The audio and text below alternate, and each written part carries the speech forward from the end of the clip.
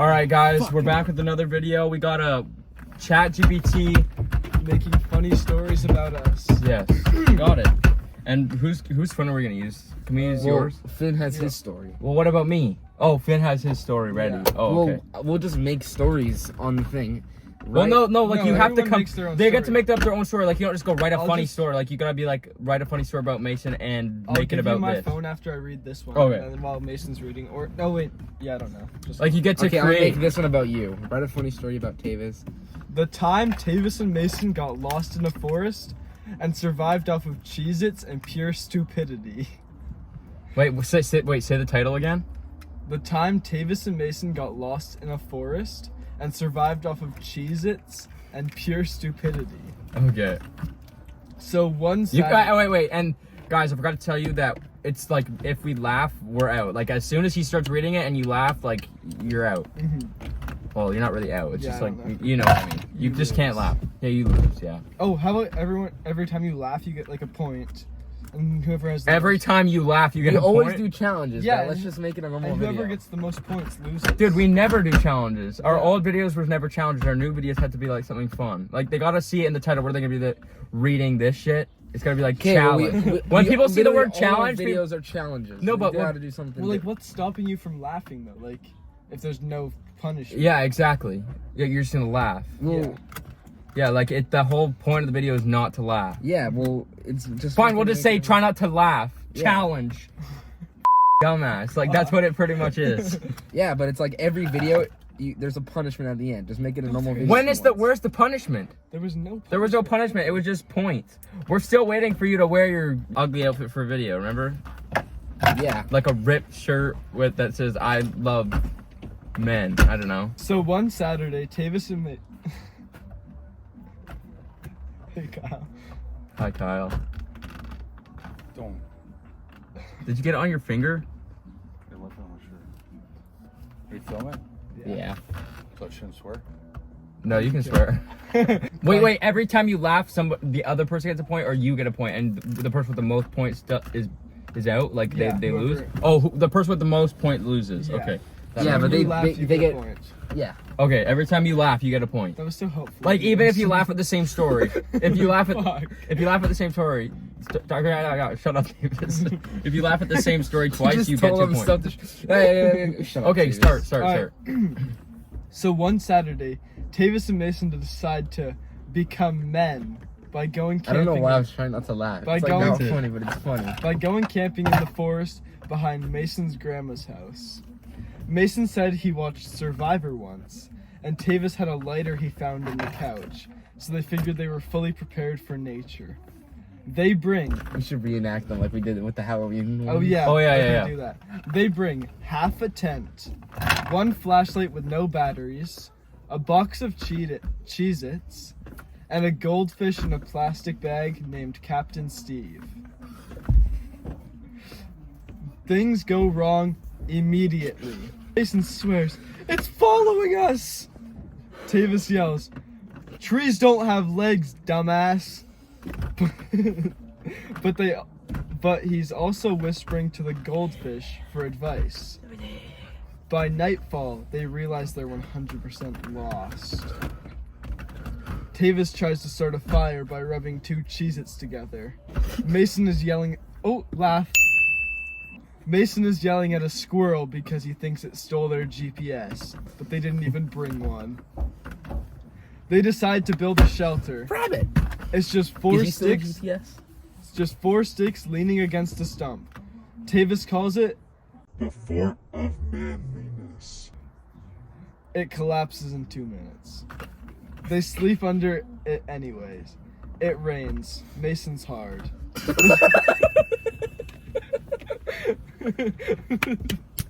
The Cheez-Its dissolve into orange goo.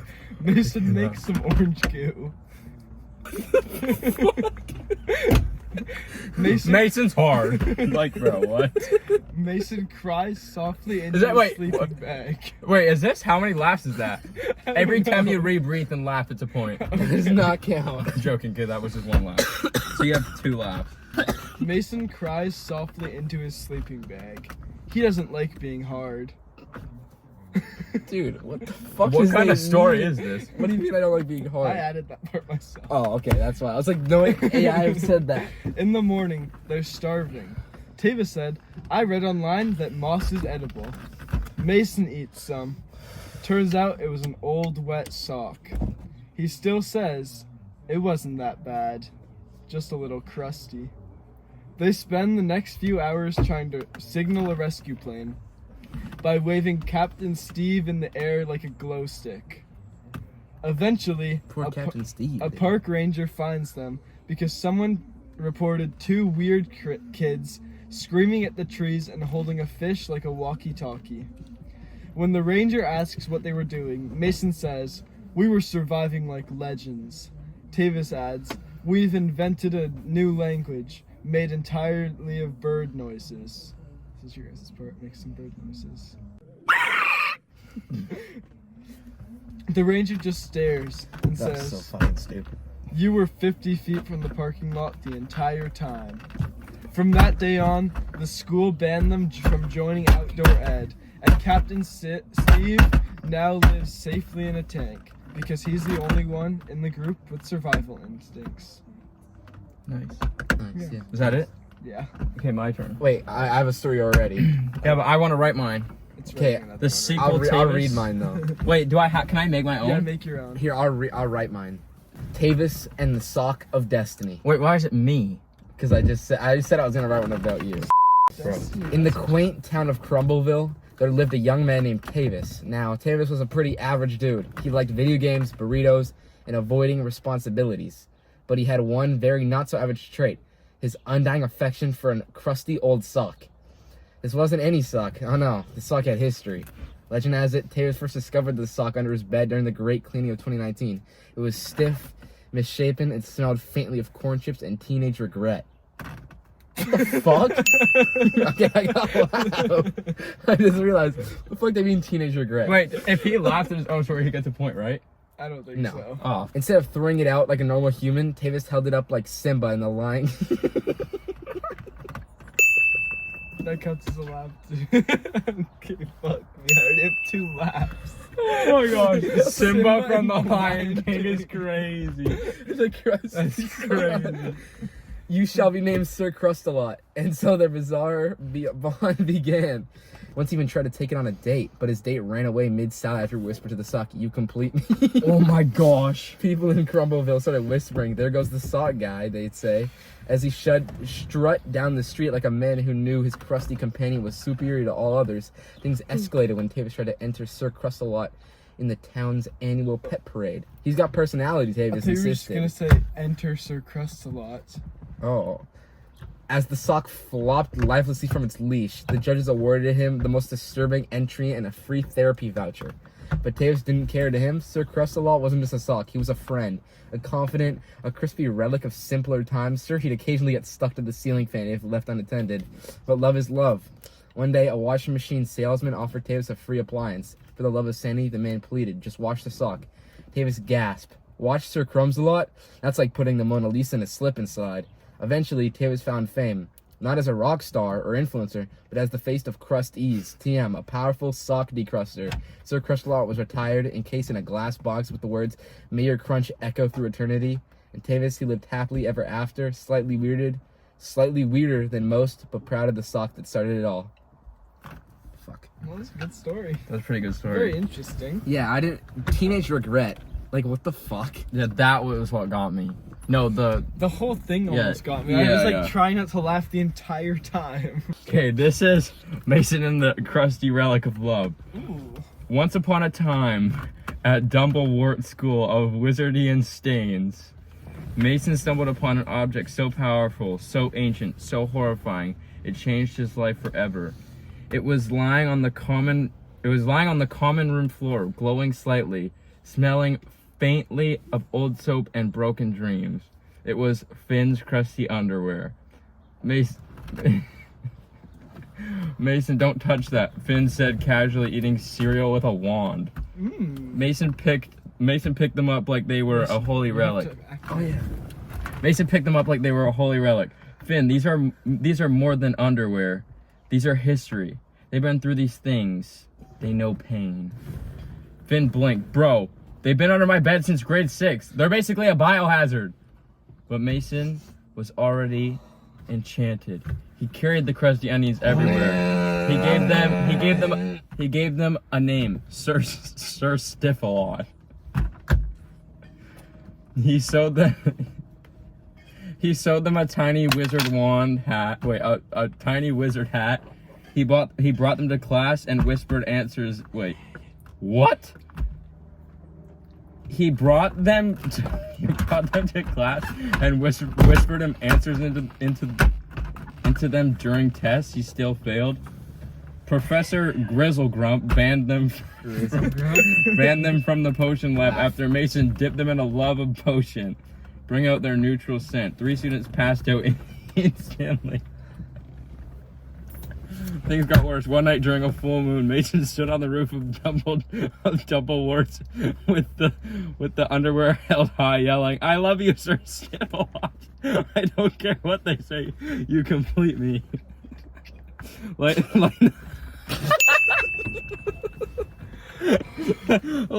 Lightning struck, a wind blew dramatically. The underwear flapped once in response. Everyone clapped except Finn. He was just deeply concerned. Eventually, Finn tried to throw the underwear out during spring cleaning. Mason screamed, tackled him, and then wrestled him in the hallway while yelling things like, "You can't just throw away true love. It was mold, Mason. It's not mold, it's memories." The headmaster showed up, took one sip, and fainted on the spot. In the end, Mason was forced to give up the underwear. They were placed in a magical vault next to the other cursed items like the infinite toenail clipper and the screaming sandwich. What the f***? Mason visits them once a week. He stares longingly through the glass and whimpers. I'll never forget you, Sir Stiffalot. You had the waistband of a god. You had the waistband of a god. Okay, that was it. Mason laughed once. Story. Mason laughed twice, I think. Oh, really? Yeah. It wasn't actually that funny. Guys, my story would have been so funny. You want to know what it was? It was supposed to be of Finn, like you got Finn pregnant, but you didn't want to keep him. So you used your wizard powers and said, "Feed us, delete us." What the fuck? What?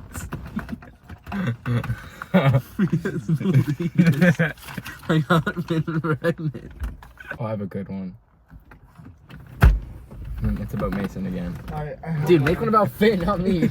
No, but like it's your name. Can Finn be in it? No, it has to be. Actually, Finn can be in it, but like it's mainly about you because it's your name. All right. 6, Tavis 7. got Mason pregnant. Dude, this guy just stole your story. A very dumb parenting adventure. Nobody knows how it happened. Not the doctors, not the science, not even Tavis. And he was there. That kind of was a laugh. Yeah. Oh, darn it. But one day, Mason walked into homeroom looking pale and sat down slowly. Tavis, remember that one night? I think you got me pregnant. Wait, I got pregnant? Yeah. Oh, I thought It's always Tavis you got getting pregnant. I'm happy you're the one getting pregnant. No, I was just pretending. I went to the nurse and she said there's something in there. There's a nut in there? There was nut in me. And now there's something growing in there. It kicked. And know it's ours. Tavis blinked 3 times, then fist bumped him. Let's raise this baby like men. Their pregnancy plan included watching Fast and Furious 7 for parenting tips, buying a stroller off Craigslist, which turned out to be a shopping cart, taking a shopping cart? Yeah. Taking birthing classes on YouTube from a guy named Jerry. Shout out to Jerry. Mason craving weird things like pickles dipped in orange Gatorade and crushed Doritos.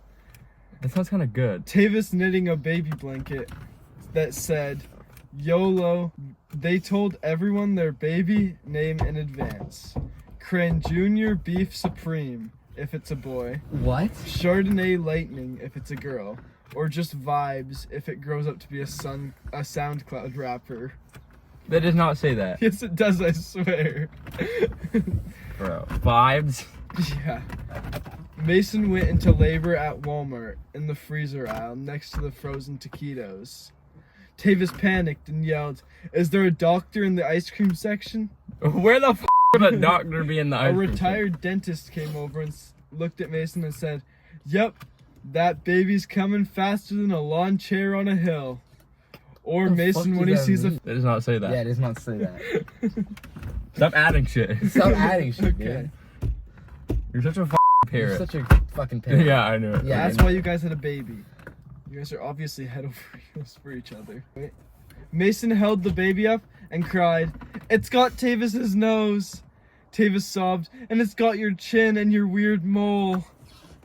They named it Greg, short for Gregnificent Thunder Punch the Third. Parent, that counts as a laugh, I think. Greg Thunder Punch? The third. I thought you were gonna say Wait, never mind. Thunder Fist. No. Tavis and Mason tried their absolute best. Unfortunately, their best included using whipped cream as lotion, teaching Greg to walk by, putting tacos at the other side of the hallway, Yo, Greg's into them tacos. accidentally leaving him at Subway twice, I don't know where and once changing a diaper using oven mitts and barbecue tongs. They forget his birthday but remember to celebrate National Nugget Day. They taught him to say car insurance before mama. One Car time, insurance. Oh my god, baby said his first word, car insurance. One time, Mason tried to use a leaf blower to dry him off after a bath. Greg flew 6 feet across the room and stuck to the fridge. Literally everything. Greg grew up happy. He now wears sunglasses inside, eats pancakes for dinner, and can burp the alphabet backwards. And whenever someone asks, "Who raised you?" he proudly says, "Tavis and Mason, the legends, the idiots, my dads." Then eats a crayon. What the f did we do? Yeah, what did we do to deserve All this? right. And you didn't get a single laugh. I out got of me, this is the so. story. This is the story that'll Unfortunately, Finn, you didn't get a single laugh out of me. I did. Yeah, you got two laughs at me just because I felt bad. Great. That's not why. Mason 6'7" in the Great Poop League Uprising. Dude, why is it always about me? Make one about him. He's in it, and so am Oh. I. A Mason sports 6'7" story that went off the rails. Mason 6'7" was a baseball legend. He wasn't good at all. He thought a bunt was a type of haircut and wore the glove on his foot. But had passion. The kind of passion that gets you kicked out of the Little League for using nacho cheese instead of sunscreen. His best friend, Joshua Block, a kid who once got banned from gym class for trying to arm wrestle the floor. How's that even possible? I don't know. Together they formed a dream team, or more like a fever dream team. The problem, the league didn't take them seriously.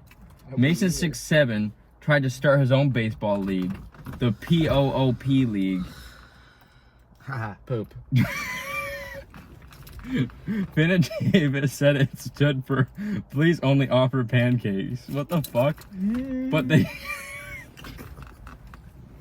Yo, your guys is like, when you guys talk, it's funny, not the actual story. But they joined anyway because the uniforms had capes. Your baseball team That's had pretty capes. tough. That's kind of actually. fire. The You know first how cool game it'd was be sliding into like. the home? first game was held behind the gas station. The rules were simple. Bats could be anything long. One kid used a broom, another used a frozen fish. The ball is unfortunately not a ball. It was a hardened wad of mystery poop. Yo. They said it came from a squirrel. No one checked. The game turns into an absolute chaos. Mason 6'7" stepped up to the plate, which was actually a pizza box. Joshua Block pitched the poop with the perfect form and yelled, "Fastball from the butt dimension." Splat, and hit Finn in the chest. Yo, what did I do? Finn screamed and fell over. Bro, this isn't baseball, it's a war crime. Tavis tried to run, but Tavis tried to run, but slipped on a rogue burrito and landed face first in a pile of shit.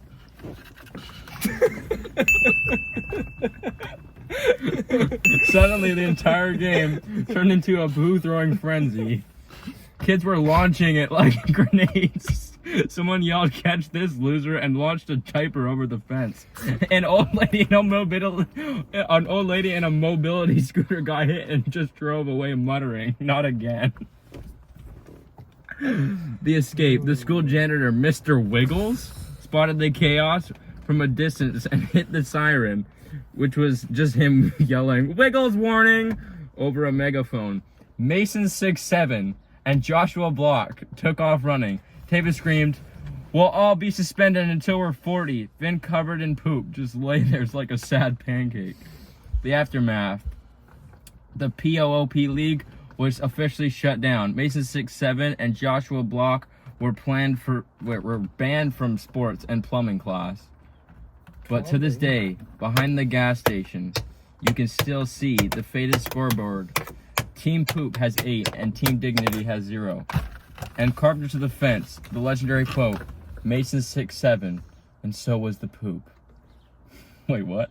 Wait, Mason 6'7" was here, and so was the poop. That's funny, actually. Yeah. Mason 6'7" is such a tough name. The Sacred Sunday Splashdown. In the town of Blunderberg, two lifelong friends, Tavis and Finn, shared a house, a deep bond, and absolutely no common sense. They were known around town for doing the dumbest things imaginable. Once they tried to build a hot tub out of a kiddie pool and 63 microwaves. The fire department still talks about it. And another time they tried to time travel by duct taping themselves to a treadmill. It's not a bad idea. But nothing. Not even that time Finn tried to cook ramen with a hairdryer compared to the most legendary tradition. P-Wars Sunday Night Edition. P-Wars? Yep. It all started by accident. One fateful Sunday night after chugging 3 slushies each and... Alright.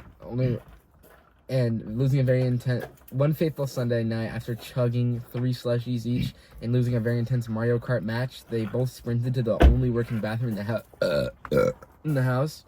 Tavis got there first. Finn, not to be outdone, kicked the door open like a cowboy, and the saloon yelled, "We're going to have to share this battlefield." There was a moment of silence, then like 2 medieval knights unsheathing their swords. They nodded, and first ever Sunday night splashdown began. It was chaos. Pee arced in unnatural directions. There were screams, laughter, and the distant sounds of their landlords sighing in despair. Get the fuck out of my face. From that day forward, every Sunday at exactly 9:07 p.m., they honored the tradition. They even gave themselves titles: Lord Goldenstream, Tavis, Sir Splash-A-Lot, You're talking Finn. so fast, Mason. Yeah, it's not funny. Okay. You're going, Lord Splash-A-Lot, Lord Yellow Stream. I don't know. What Okay, each week had themes. One Sunday they wore Viking helmets and screamed "Nose War" chants. Another time they built a plywood wall between them and yelled "Pee Pong" as they tried to aim over it. Finn once peed while staying on a Roomba. It was deeply stupid, and they loved it. People tried to stop them. Their neighbor filed 14 noise complaints. A priest once rang their doorbell and offered them holy water. Their group chat begged them to seek help or at least a mop, but Tavis and Finn stood strong because to them this wasn't just about bodily functions. It was about tradition, it was about brotherhood, it was about 2 morons, a bathroom, and a dream. Eventually, a TikTok video of their routine went viral. They gained 2 million followers under the name #PBros. Brands started sending them waterproof merch. They signed autographs in gas station bathrooms.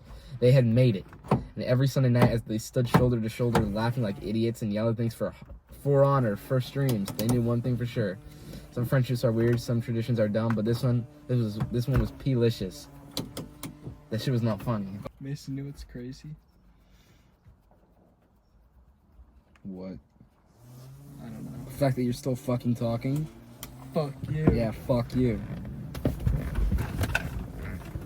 Exactly, you fucking bitch.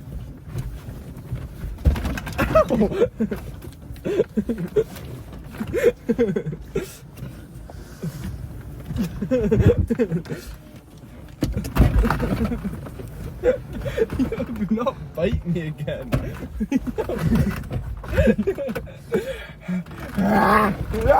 Yo, guys, sit down.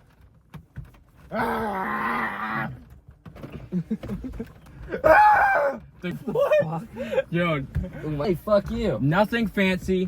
No, wait, face on the back. Hope you guys enjoyed this video. Hey! I hope you guys enjoyed this video. We'll have more videos coming soon. This video will probably come out whenever you're watching it. It's obviously no shit. But yeah, Get off the. our summer videos are gonna be crazy. Hopefully, hopefully we do stuff. We'll probably go tubing. Yeah, Probably be 100% a video because Mason's got a freaking boat. So we'll probably go tubing for a video. But yeah, hope you guys enjoyed. Mason. I think I had enough. All this money got me acting up. Niggas be mad as fuck, cause they know I gotta bag it up. Niggas be mad as fuck, I gotta bag it up. Niggas be mad as fuck, I gotta